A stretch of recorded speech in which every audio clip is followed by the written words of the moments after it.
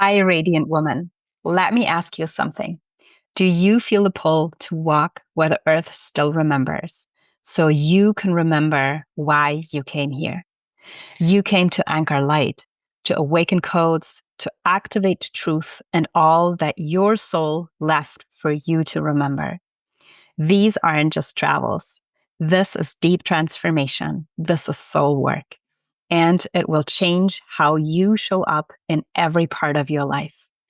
That's why I created these sacred travel experiences for women like you who lead with the heart, live with purpose, and long for a deeper connection to self and spirit. In the south of France, this May, you'll walk into the cave of the Her Temple, the footsteps of Mary Magdalene, activating timelines of Sophia consciousness, reclaiming power, voice, and wisdom as the triple flame alchemy within. In the Valley of Light in Switzerland, over the summer solstice this June, you'll get to embody your sovereign queen archetype, activating light codes to merge your divine feminine self with your human self to create and guide consciously and in full soul alignment. And in Egypt this December, you reconnect with your ancient body technology, the Merkaba. Anchor in crystalline wisdom into the Akashic field of the earth and get to experience powerful initiations in the pyramids and temples. These are living portals, and you are the key. So, which portal are you choosing?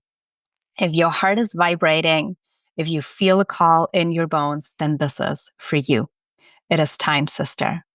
Check the link in the show notes or go to soulwisdom.ch, sacred travel. Let's walk this path together.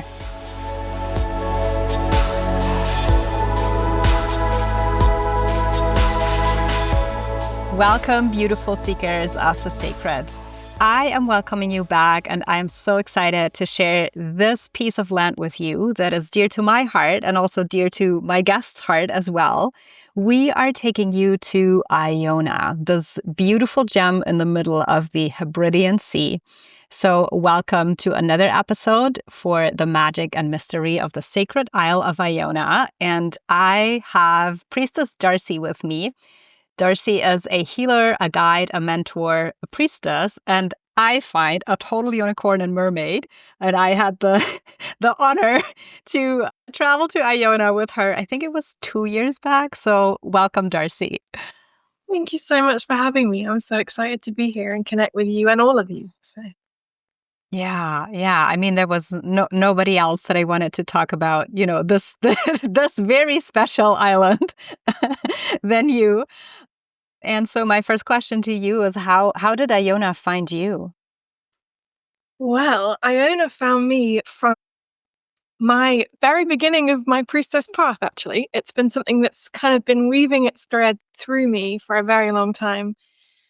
My first priestess training that I ever did when I was 19 was the Priestess of Brigid training. And working with Brigid, Iona, of course, has to come up as one of the sacred lands. And so I'd been hearing about it for years and I'd felt into the energies of it. And I kept feeling this pull to go. And then I ended up going on the most beautiful trip with the priestess who trained me as a priestess of Brigid and then another priestess sister. So it was 3 of us. We were really beautifully holding this powerful energy of there being 3 priestesses. And we really were embodying at the time me very much in my maiden energy, and then one in her mother and one in her crones. We were holding powerful energy. And that was my first experience of going to Iona, was going in that capacity. And the second I stepped foot off the ferry, that was it. I was like, I'm home. This is it. And that's how it feels every time for me. I can totally relate to that feeling of home away from home. And I love how you say, like, the moment that you set foot on the island when you disembark the ferry, because getting to Iona is quite a pilgrimage on its own. So maybe let's start by like hearing and answering the call. So what happens when you embark on this journey? Take us on that pilgrimage with you.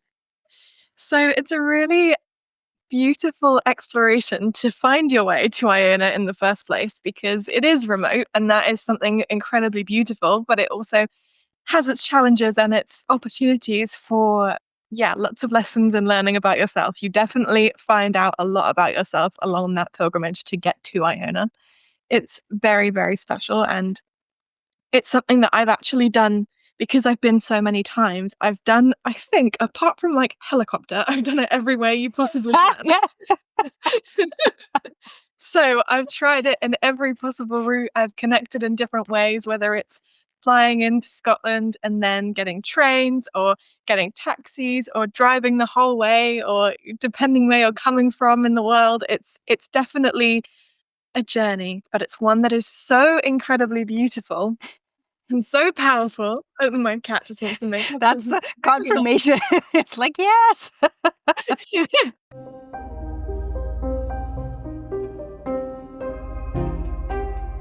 From the moment of our birth, with each breath, our body and skin bear the marks of our journey.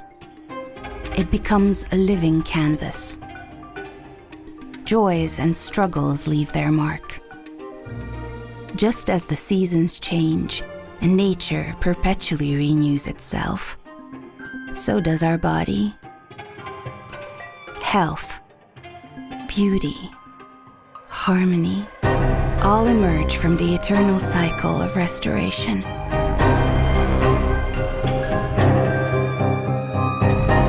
Our axial products harness the profound synergy of science and nature's life force to heal and restore our skin, offering the care it needs to flourish. Because renewal is the rhythm that sustains us. Lovey Lights, quintessence of life. But it's such a powerful journey and so beautiful. The second you kind of, are coming from the Scottish lands, you're traveling across the Highlands, and it's so incredible. The beauty everywhere, whatever vehicle you're in, however you're making your way, it is the most beautiful scenery, and it's so profound. It kind of feels like it transports you through time and space as you're journeying. And it's so healing to be in the presence of that much raw nature and just such powerful, powerful places. And then once you leave the mainland, getting the first ferry, because there's more than one, to Mull, it's a beautiful ferry journey. It's about an hour, and it's just the most incredible, incredible views, traveling across the waters, looking at the various islands and the different aspects, and you see just the most incredible things. And if you're really lucky, dolphins. Yes. So it's like the most incredible thing ever. And then once you arrive on Mull, the first island you have to cross, which is already in itself such a sacred land anyway. It's so powerful. It has so much magic and wisdom within it as well. Journeying across that land, whether you're in a bus or in a taxi or a car, whatever, again, it's so incredible. The nature, the beauty, the rawness of it all, and how connected you are. The road is right the way through the middle of so much wildlife, and all the deer and everything is just so present and so powerful. And you're really immersed in it on that journey. And again, it just kind of almost strips you back through time, so you can kind of get this real feel of what it's like to be in this really raw, powerful place.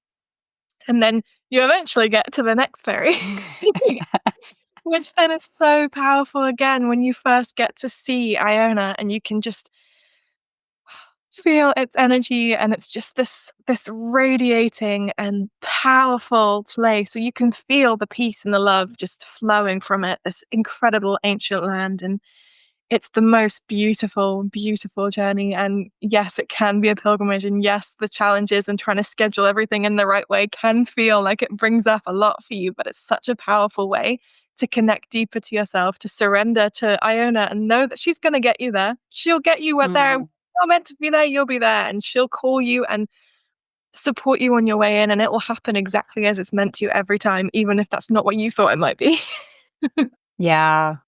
Yeah. And like I've come in more and more really into that surrender of what a pilgrimage is actually like, the mirror of the inner and the outer. And I feel it just like, because to me it's like this giant womb space that like literally transforms you. And as you say, it's like lifetimes and timelines collapsing, and the alchemy that happens within and without. And so it's part of that process, because also thinking of a birth canal, it's kind of like you have time to transition in, and then you have time to transition out, and you need that time to go back into normal life in a way. It's such an integration time as well, isn't it? To have that ability to really be immersed in nature as you're traveling, and just kind of allow yourself to integrate all that has happened when you're leaving the land, but also integrating what it is you're going to that land with, how you're showing up to this land. And I also loved, and, the pilgrimage that you came on, I loved that, you gradually all met each other before you even got to the island. So all the beautiful souls that came on this journey had all connected before they actually got to the island. So they came to meet me as a whole. And it was so beautiful that it kind of just happened that way and flowed so incredibly. And it does seem to be that sort of way of flowing. It kind of brings you together so that you can come into the island just, being held and being never alone, ever. Yes.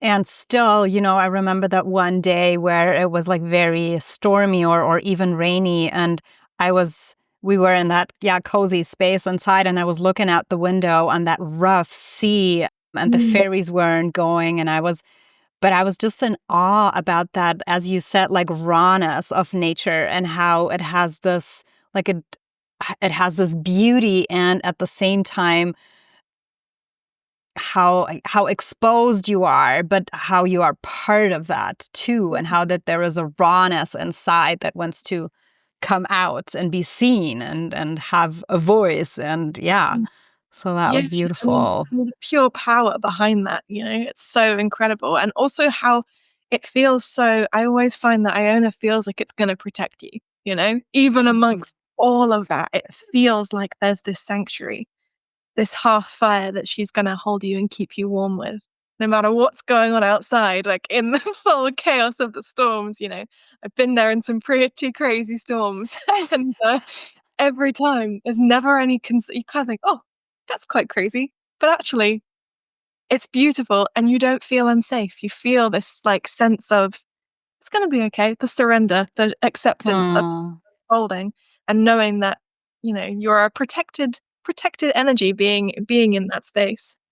Yeah, and that's how it feels. And I just want to mention, for those of you watching this, I have a picture behind me of the Nunnery, the Iona Nunnery, and it's one of the buildings that you actually see first when you approach it. And this, to me, is also the ultimate testament, and like the energy it emanates from so many times past. It's, as you say, like the sanctuary, and there can be wildness and chaos around, but like coming back to this place, it just like plugs you in like nothing else.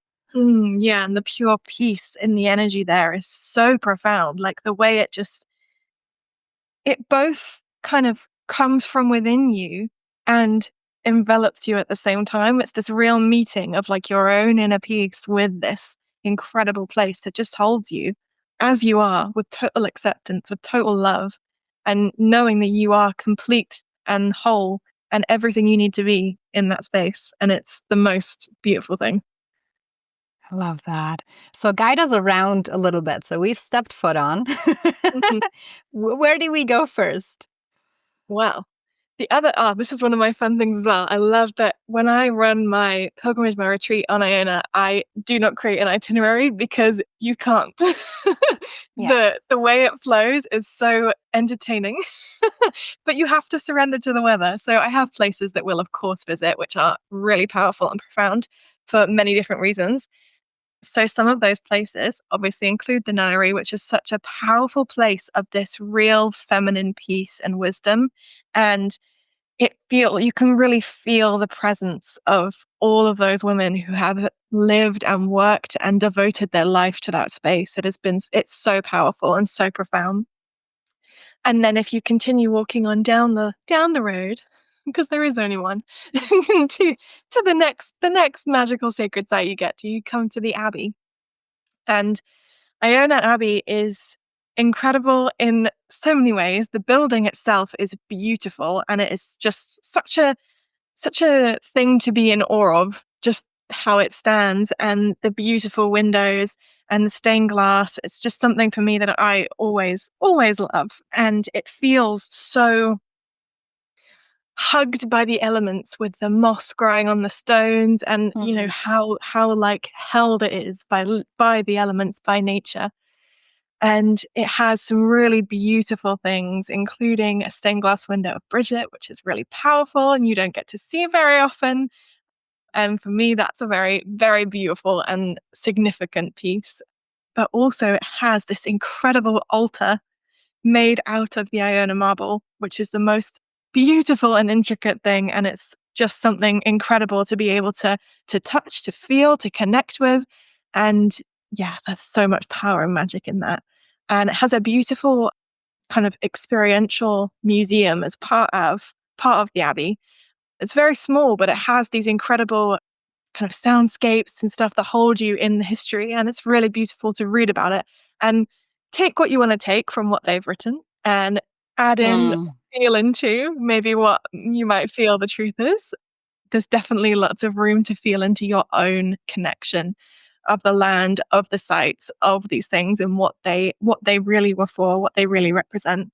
Is always up for interpretation. You know, all of us are just guessing, really. But I think it's really felt when you can really feel into it. It's really powerful. And sometimes the historian guessing is quite funny. You kind of have to see it that way. Everywhere. Yeah. But that's the power, I feel, you know, when you go on these intentional trips to a land where, like, you can't escape the magic and the energy that is present. And so it's this trajectory that either completely changes, or you are just like, it raises these questions that's stirring inside. Yeah. And I think it's so beautiful and healthy to question these things anyway, like to feel into your own version, you know. And I always think, you know, what I'm going to share on my retreat might really resonate with some people, and they go, yes, that's definitely the truth. And some people, they might feel into something else. And I think that's really important to feel into what your truth is. You know, we all have our own connection to what the truth is that we can feel. And that's where we're meant to connect in. You know, we all have our own unique experience, our own unique lens on these things. And it's really powerful and profound. So yeah, some of the other sacred sites on this incredible island, which, considering, for context, this island is 1.5 miles wide. It's like tiny little space. So it's incredible. So if you continue on past the Abbey, and you start to see this beautiful big hill climbing in the distance, and it's the one and only big hill, so it's pretty noticeable. But what it is at the highest point on the island, it's called Nunnery, and it's a really powerful place to connect to the elements, because you feel so connected to all of them when you're stood on the top of this island. You feel the wind, you can feel and see the waters, you feel the earth beneath you, and you feel the fire of the sun. You can really connect to the elements in this place, and it's really profound. And there is also the most incredible spring that's kind of hidden away, and it has so many different interpretations to what it could be. For me, it's really a powerful spring of just eternal pure love and light and connection, and this really beautiful place for healing and transformation, to really offer to these waters at the highest point on the island. You know, to be able to connect to the waters that high up, it feels so special and magical. And it really also acts as a mirror for us to really deeply reflect and work with ourselves, do some shadow work maybe. It just allow this powerful healing. And there's so many stories and mythologies around it being Brigid's sacred well, which I love. There's also a lot of different theories about it being one of Magdalene's sacred places. So it has a lot of the Magdalene energy really woven in there. And it's really powerful on so many levels. So that's they're all my favorite places. I think every time I'm saying one, I'm like, that's one of my favorite places. They're all my favorite. So, yeah. And then one of the other really incredible sites that is one of my favorites to go to, again, is on the very south of the island, so the opposite direction. And it's called Columba's Bay. I tend to refer to it as the South Beach, not out of any disrespect to St. Columba. That's just, it always feels like it's the south of the island, and I'm just really honoring their direction. That's how it feels for me. And on this incredible beach, it takes, again, it's quite a journey to get to. It's a longer walk, and it's on the way to that, you also see, you kind of climb over a hill with a lock on top of the hill, and it's really beautiful. And then as you're descending down the other side, you see this incredible, expansive, rocky, raw space open up in front of you. And on this beach, there is two incredible things that I love.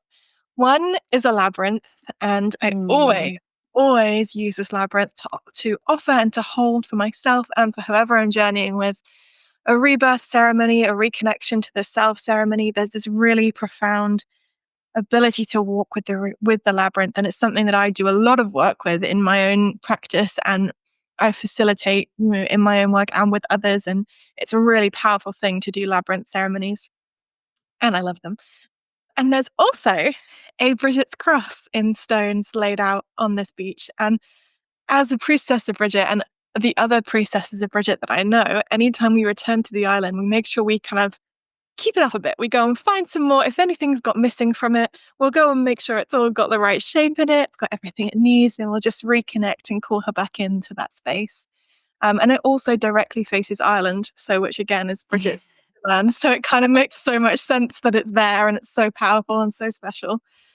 So yeah, those are kind of my favorite places on the actual island of Iona. And then we do have the option always, very weather dependent though, to get on a boat and go to another island called, where Fingal's cave is, which is the most incredible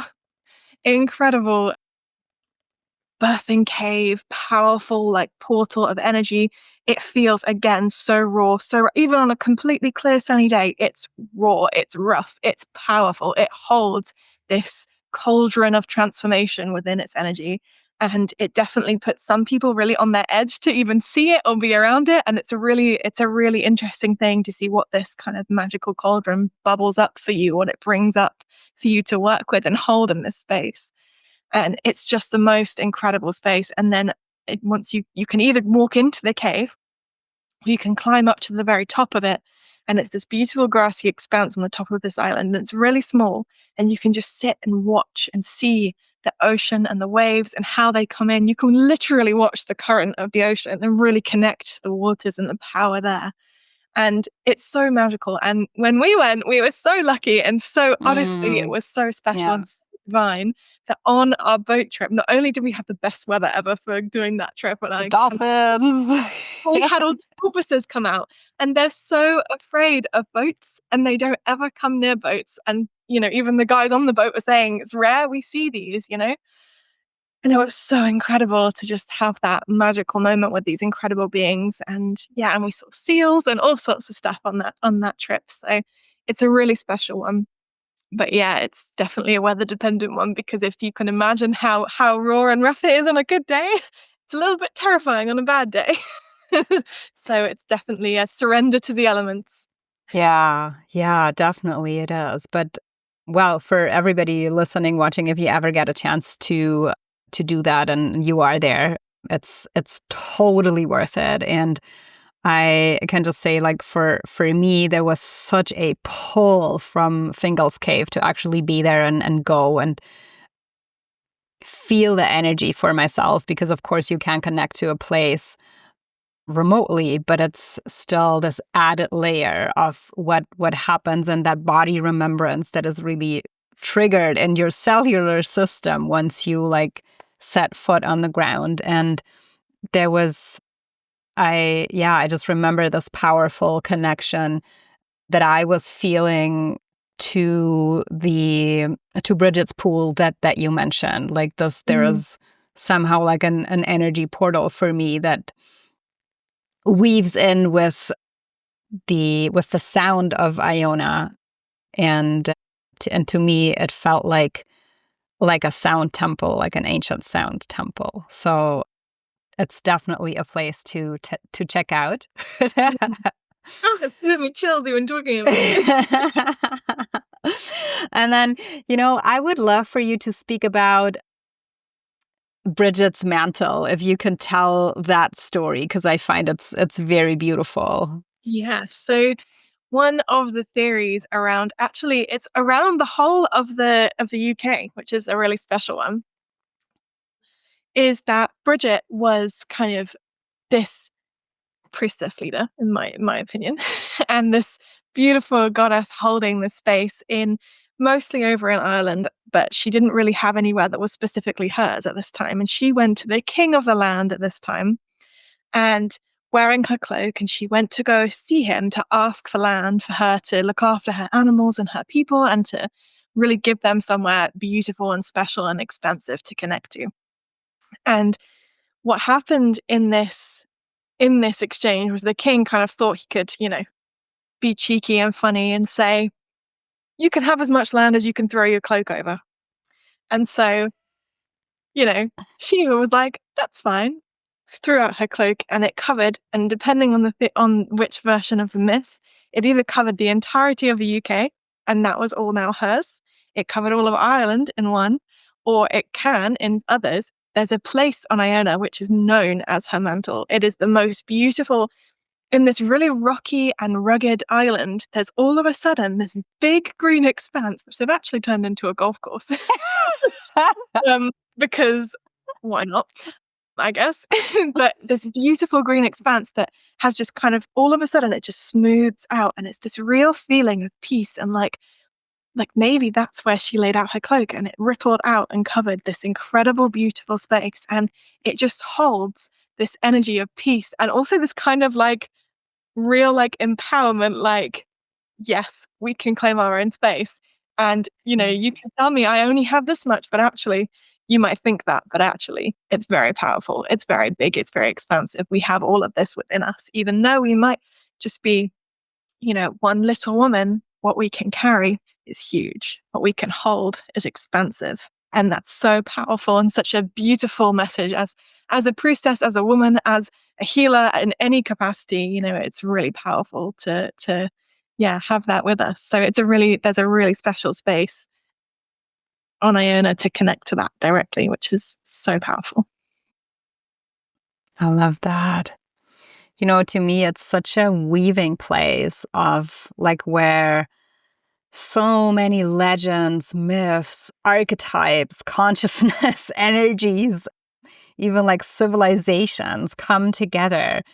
So can you speak a little bit more into, other stories or myths that are around so we can connect the threads a little bit? Yeah, so it's really an interesting place because the thing that I think makes it feel like it is such a portal and it has so many connections to so many different mythologies is the fact that the rock that you're walking on is 2.9 billion years old. The actual island is some of the oldest rock that we have out of the water on the planet. It is like the most incredible thing to know that you're walking on something so primordial and ancient and, so connected to, so much of time. Think about how much that land has seen, how many people, how many beings have connected and walked that land. It's incredible, even with its remoteness, So there's so many different stories and myths that all connect into this incredible space, and so many pilgrimages that happen because of that.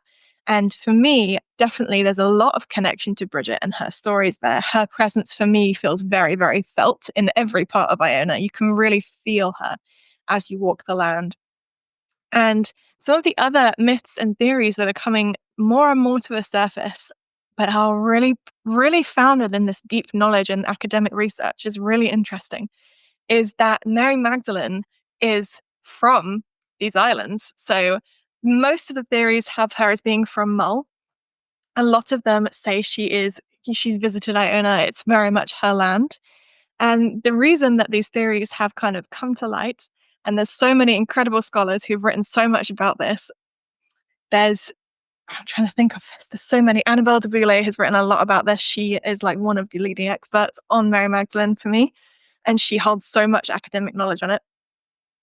But yes, the beauty and the myth and the magic of this is that she was from these lands and then traveled, because we think in those days they didn't travel that much. It was too difficult.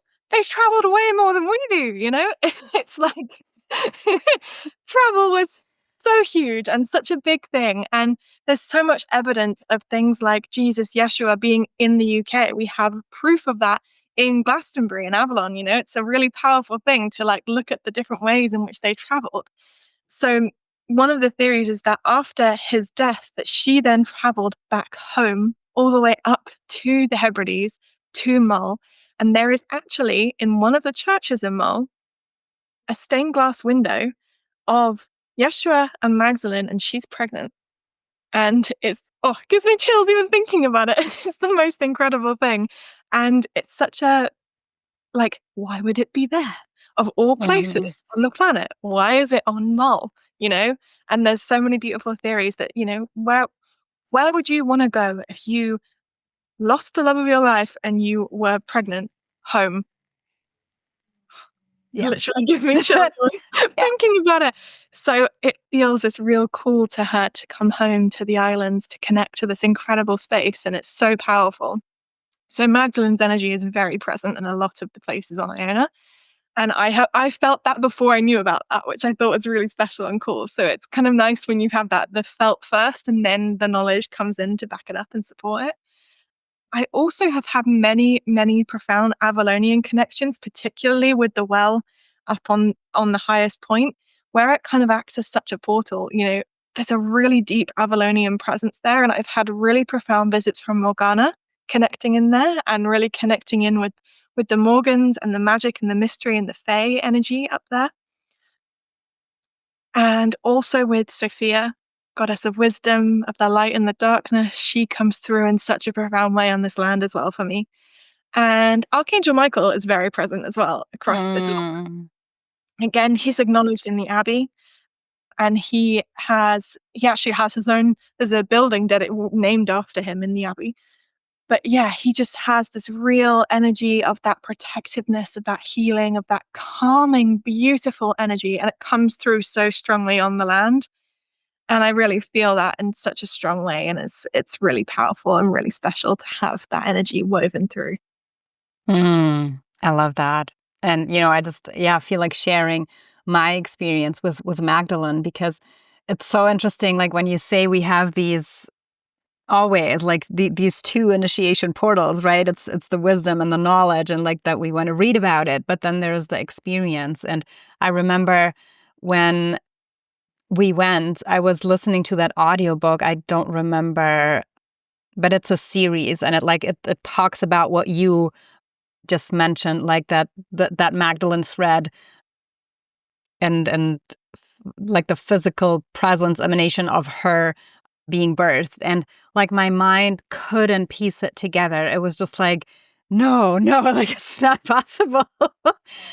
And then when we had this little gathering ceremony at the well, I had this light bulb moment like within my body where it was just like all truth. And it was like they were both like Magdalene and Brigid holding hands, running down the hill laughing. And they were looking back at me as like, see, we told you.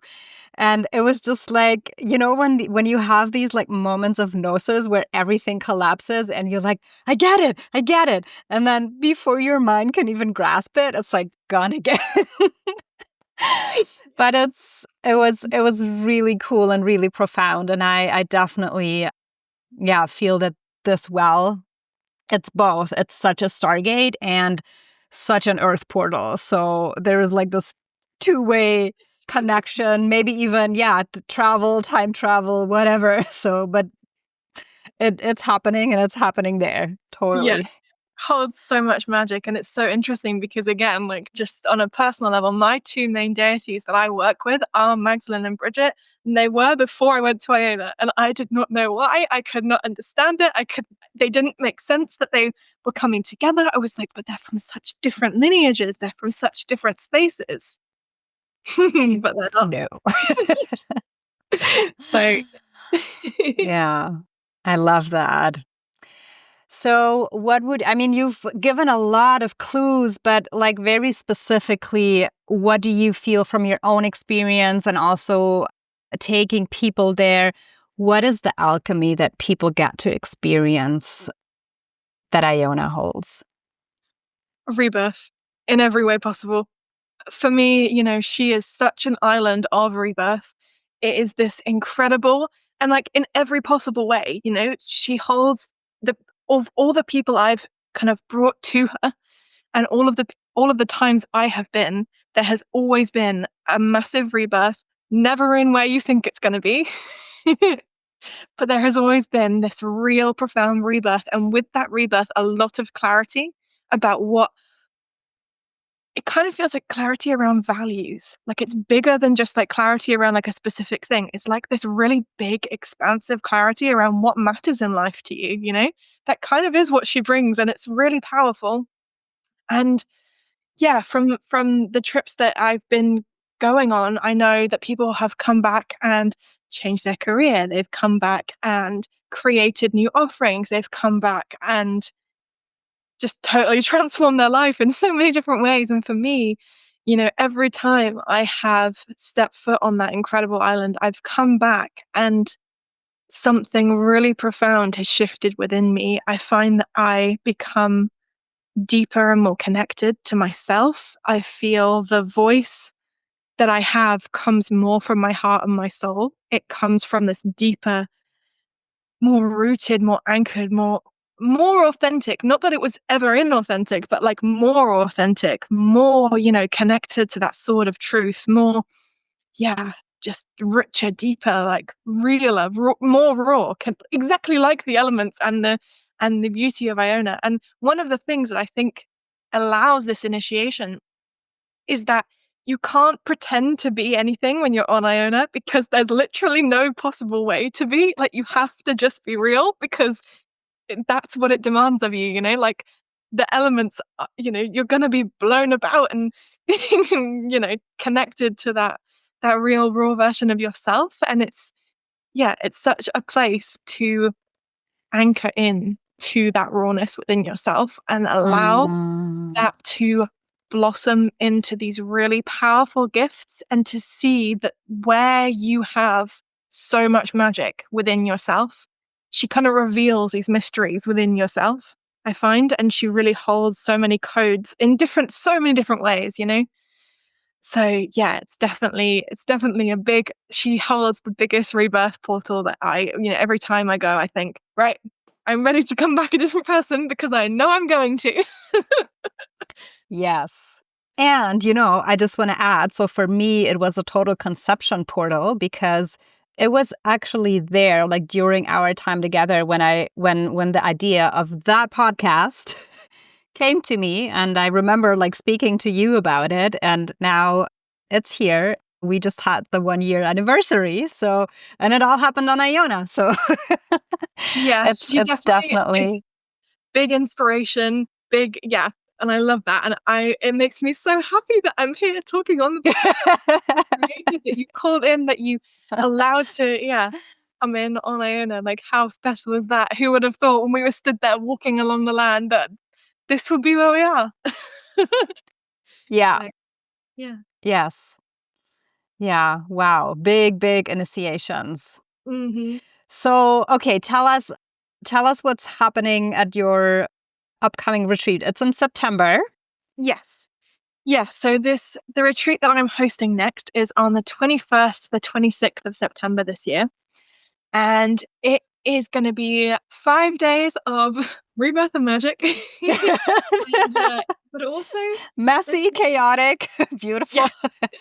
All this big energy, but also with a real gentleness and peace that's going to be really anchored in. The real intention is that it will be a rebirth portal. It's also happening at the equinox. So we're going to be... Yes. It's naturally a rebirth portal in the time that we're in, plus the energies of Iona. It's going to be really, really profound and healing for everybody who decides to come along and feels the call. And it's going to be, 5 days. It's all inclusive. We have the beautiful house that we're going to stay in with the hot tub, which is the favorite thing for me. because the sea's a little bit too cold for me. I'm a little bit too delicate for the cold sea swimming. But yeah, so this beautiful hot tub to be in the waters and sit and gaze over the sound of Iona, the ocean in between Iona and Mull, looking for seals and, trying to spot magical things. And yeah, what I love about this particular retreat is that, as we did, we have the whole house to ourselves. It's just us. We don't have anybody coming in and out. We don't have any stress. Like it's one of my favorite things about the way that I run this retreat is that once we create the sacred container, that's it. Like we're in it. And it gets to be we get to go deep because of that. We get to have that profound connection and also that really deep sisterhood that we create and that support of each other whilst we're in that kind of rebirth portal, as we're in that womb together, as we're all really working through our own journeys. We get to really support and hold each other. And we have the time and the space to do that. And it's really special. And what I also do is we have this little kind of back room off of the house that kind of feels separate. And what I did when we went and what I will do again this time is create that into an altar and temple room. So it will be the space just to, if you need to go and have time by yourself to connect, then there's a space for you where you won't be interrupted. It will also be where we'll do guided meditation together and we'll journey together and do ceremony together. And also there's a real invitation that I'm really feeling into that this retreat, if you want to take yourself off and be on the land at any point, go, do. That is what this, like you're here to be on the land, that's how it unfolds. And that's part of the surrender that I have as the facilitator. I like to yes, make everybody happy and be doing all the things, but actually the land is doing the work within. So surrendering to that is really powerful. And we'll also be doing some little creative, magical things and making some powerful things that have been made for centuries and centuries and centuries. It's one of my favorite parts of running my retreats is that I will weave in some priestess magic that we've been doing forever. I love that. Yeah, no, and I just want to, from my side, encourage everybody who feels called to really immerse yourself and join the magic, like all of that together, Iona in itself, but then also the way that how you were doing it, Darcie. And it was totally that. Like I remember that one morning where I just felt that strong urge to go to the nunnery just like all by myself and just like sit with the energies. And it was one of the best experiences because I had the space to do that. And then also as you say, like all of these creative things that are actually a lot more than creative activities, which is it's a meditation and like it leads you deeper into the integration of the codes that are working you with or without already understanding it. And so one of the things that still stays with me until today is that the weaving that we did, because it's for me like such a mirror of what Iona actually is. It's like this melting pot, this weaving, like literally this net where all comes together. So yeah, thank you. It's it was really a lasting experience for me and everybody who's watching or listening now. Please check out the link. We're going to be putting it in the show notes. If you don't have any plans for the equinox, then this is your place to go. Thank you so much. And it really is the most incredible honor to be able to share this island with people and to be the voice for Iona and really, amplify the magic and share it with the world. So it's just the biggest honor and blessing ever. Stuart. Yay. Is there any final words of wisdom that you want to share with the audience? I hope that you have really enjoyed and felt connected to Iona through what that we've shared from our time together on this incredible island. And I just hope that you can experience some of the peace and the magic and the transformation that she holds, whether or not you can come physically or even just connect in energetically. That she just holds so much magic. And I hope that yeah, if you're feeling this call, if you've listened to the end of this, then you know that this is a place that has this magic. And I hope that you really are feeling it and able to connect into that. So yeah, and I look forward to connecting with some of you in person on Iona. Yay. Can already feel the little filaments of light like going out there. Oh, thank you, Darcie. It's been, such good memories. And it's always nice to really speak with someone who I also share like a personal connection. And I know that they are so devoted to the land and really that spokesperson and steward of that portal. So thank you for coming on and sharing the beauty and the rawness and the rebirth and the alchemy with us. Yeah, thank you so much for inviting me. It's truly an honor to be able to be here and to share with you and connect with you again. It makes me so happy. So Amazing. Thank you, everybody, for tuning in and listening. As always, stay curious and continue to escape the ordinary. I'll see you next time.